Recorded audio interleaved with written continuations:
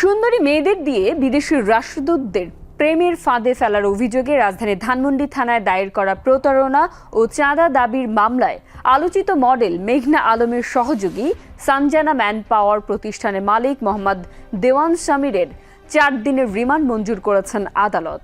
22 April মঙ্গলবার ঢাকার metropolitan magistrate M A. Azharul Islam রিমান্ডের এই আদেশ দেন। এর আগে 12 এপ্রিল তার 5 দিনের রিমান্ড মঞ্জুর করেন। সেই রিমান্ড শেষে তাকে আদালতে হাজির করে 7 দিনের রিমান্ড আবেদন করেন মামলার তদন্ত কর্মকর্তা গোয়েন্দা পুলিশের পরিদর্শক আক্তার মোর্শেদ। এদিকে প্রতারণার মামলায় কারাগারে থাকা সাবেক মিস আর্থ বাংলাদেশ মেঘনা আলমের ব্যাংক হিসেবের তথ্য চেয়েছে বাংলাদেশ ফিনান্সিয়াল ইন্টেলিজেন্স ইউনিট। আলোচনার কেন্দ্রবিন্দুতে মেঘনা আলম। মডেল থেকে আন্তঃরাষ্ট্র সম্পর্কের মধ্যে ঢুকেও গেছেন এই নারী। অভিযোগ আছে বিদেশি কূটনৈতিক, রাষ্ট্রদূত আর প্রভাবশালীদের প্রেমের ফাঁদে ফেলে ব্ল্যাকমেল করেন তিনি। 17 এপ্রিল সুন্দরী মেয়েদের নিয়ে বিদেশি রাষ্ট্রদূতদের প্রেমের ফাঁদে ফেলার অভিযোগে রাজধানীর ধানমন্ডি থানায় দায়ের করা প্রতারণা ও চাঁদাবাজির মামলায় মডেল মেঘনা আলমকে গ্রেপ্তার দেখিয়েছেন আদালত। এদিন সকালে মেঘনা আলমকে আদালতে হাজির করা হয়। এরপর মামলার তদন্ত কর্মকর্তা তাকে গ্রেপ্তার দেখানোর জন্য আবেদন করেন। রাষ্ট্রপক্ষে মহানগর দায়রা জজ আদালতের পাবলিক প্রসিকিউটর তাকে গ্রেপ্তার দেখানোর পক্ষে শুনানি করেন। শুনানি শেষে ঢাকার মেট্রোপলিটন ম্যাজিস্ট্রেট মাসুম মিয়া তাকে গ্রেপ্তার দেখান। এখানে চাঁদা দাবি সহ অন্যান্য বিষয় নিয়ে তারা কাজ করতেছিল এবং চাঁদা দাবি করতেছিল বিভিন্ন প্রতিষ্ঠানের কাছে। সেখানে পুলিশ বিষয়টা জানতে পেরে তাদের বিরুদ্ধে মামলাটা করে এবং এই মামলায় সমীর দেওয়ান এজাহার নামী আসামি। এছাড়াও এর আগে আপনারা জানেন যে সমীর দেওয়ানের বিরুদ্ধে বাটারা থানা একটা মামলা করা হয়েছিল।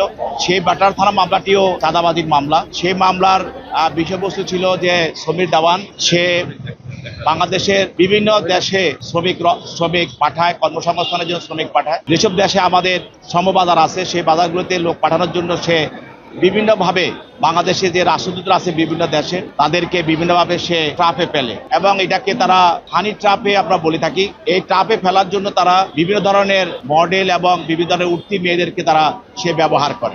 এক পর্যায়ে আদালতে সে স্বীকারও করেছিল যে মেঘলার সঙ্গে তার পরিচয়। মেঘলা তার গার্লফ্রেন্ড ছিল এবং সে সৌদি রাষ্ট্রদূতের সঙ্গে তাকে পরিচয় করিয়ে দিয়েছিল। সে এই মেঘলাকে দিয়ে সৌদি রাষ্ট্রদূতকে ট্রাপে ফেলে তারা দুইজনে মিলে তার কাছে $5 মিলিয়ন চাঁদা দাবি করেছিল। সেটা ছিল ওই মামলার বক্তব্য।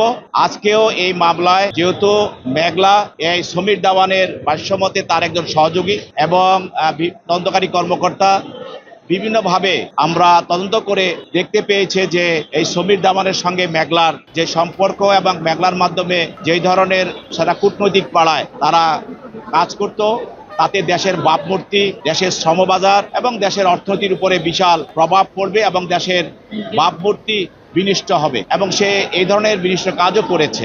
আজকে যে এই মামলায় যেহেতু সমীর দেওয়ান এজাহার নামী আসামি, তাকে গ্রেপ্তার দেখানো হয় এবং তার বিরুদ্ধে 7 দিনের রিমান্ড প্রার্থনা করা হয়। বিজ্ঞ আদালত 5 দিনের রিমান্ড মঞ্জুর করেন এবং মেঘলাকে এই ঘটনার সঙ্গে সমীর দেওয়ানের সঙ্গে তাকে তার সম্পৃক্ততা পাওয়ার কারণে এবং বিভিন্ন ধরনের তথ্যের ভিত্তিতে মেঘলাকেও এই মামলার সমীর দেওয়ানের যে একটি চক্র এবং তাদের যে একটা প্রতারক চক্র, তারা সংঘবদ্ধ চক্র, ওই চক্রের যে একটা সদস্য হিসাবে এই মেঘলাকেও পাওয়া 5 দিনের রিমান্ড মঞ্জুর করে আরো জিজ্ঞাসাবাদ করার জন্য তদন্তকারী কর্মকর্তাকে অনুমতি প্রদান করে। এগুলি তদন্তাধীন অবস্থায় আছে এবং এটার সঙ্গে আরো অনেক লোক জড়িত আছে। এটা একটা সংঘবদ্ধ চক্র। এতে করে কিছু ব্যবসায়ী তারা বিদেশে লোক পাঠানোর নামে যারা ব্যবসা করে, বিভিন্ন ধরনের ট্রাভেল এজেন্সি, এসব লোকদের পাওয়া গেছে এবং এটা তারা যে উঠতি মেয়েদেরকে ব্যবহার করে সেটারও একটা সম্পৃক্ততা পাওয়া যাচ্ছে। সেটা আমরা তদন্তের স্বার্থে এখন এটা আমরা ডিসক্লোজ করবো না, পরবর্তীতে আপনারা জানতে পারবেন। এর আগে 10 এপ্রিল জননিরাপত্তা, রাষ্ট্রের নিরাপত্তা ও আইন শৃঙ্খলা রক্ষার স্বার্থে মেঘনা আলমকে ডিটেনশন আইনে 30 দিনের জন্য কারাগারে পাঠানোর আদেশ দেন আদালত। ডিবি পুলিশের আবেদনের পরিপ্রেক্ষিতে ঢাকা মেট্রোপলিটন ম্যাজিস্ট্রেট শেফাতুল্লাহ এ আদেশ দেন। ডিটেনশনের যে প্রক্রিয়াটা, এটা আসলে আমাদের বিশেষ ক্ষমতা আইন 1974 সালে যে আইনটা হয়েছিল ওটার ধারা 3-এ বলা আছে যে ডিটেনশন যদি কাউকে নিবৃত্ত করার প্রয়োজন দেখা দেয়, সরকার ইচ্ছা করলে তাকে নিবৃত্ত করার জন্য এই ডিটেনশনে রাখার ব্যবস্থা করতে পারে। তবে এটার জন্য অবশ্যই ম্যাজিস্ট্রেট কর্তৃক একটা পারমিশন নিতে হবে এবং 30 দিন পর্যন্ত তাকে ডিটেনশন অনুযায়ী ডিটেনশন করে রাখতে পারবে। স্পেসিফিক অ্যালিগেশন হয়ে থাকে, যদি কোনো স্পেসিফিক কোনো নিউজ থাকে, অ্যালিগেশন থাকে, প্রমাণ থাকে, এভিডেন্স থাকে, সেক্ষেত্রে এই আইন যেহেতু এখনো রিপিল হয়নি, যেহেতু এখনো সচল আছেন, সেটা তারা করতে পারে। এরপর থেকেই বের হতে থাকে মেঘনা আলমের নানা অপকর্ম। আটকের পর একের পর এক বেরিয়ে আসছে মডেল ও উদ্যোক্তা মেঘনা আলমের কুকীর্তি। তার মূল টার্গেট ছিলেন বিভিন্ন দেশের রাষ্ট্রদূত ও ধনাঢ্য ব্যবসায়ীরা। হাই প্রোফাইল এ সকল লোকের সঙ্গে কৌশলে সখ্য গড়ে ঘনিষ্ঠ হতেন আর সেই ঘনিষ্ঠ মুহূর্তের ছবি গোপনে ভিডিও করে রাখতেন। পরে ব্ল্যাকমেইল করে মোটা অঙ্কের টাকা দাবি করতেন মেঘনা আলম ও তার সহযোগীরা। টার্গেট ব্যক্তিকে ব্ল্যাকমেইল করে টাকা আদায়ের মূল দায়িত্বে ছিলেন মেঘনা আলমের অন্যতম সহযোগী মানব পাচার চক্রের হোতা মোহাম্মদ দেওয়ান সমীর। সমীর পুলিশের জিজ্ঞাসাবাদে এ সকল তথ্য নিশ্চিত করেছেন। এ চক্রের সর্বশেষ টার্গেট ছিলেন সৌদি আরবের সদ্য বিদায়ী রাষ্ট্রদূত ইসা বিন ইউসুফ বিন ইসা আল দুহাইলান। যদিও মেঘনার পরিবারের দাবি, পরিচয়ের মাত্র 4 মাস পর গত বছরের 4 ডিসেম্বর তাদের মধ্যে গোপনে বাগদান হয়, তবে এর পক্ষে কোনো প্রমাণ দেখাতে পারেননি তারা।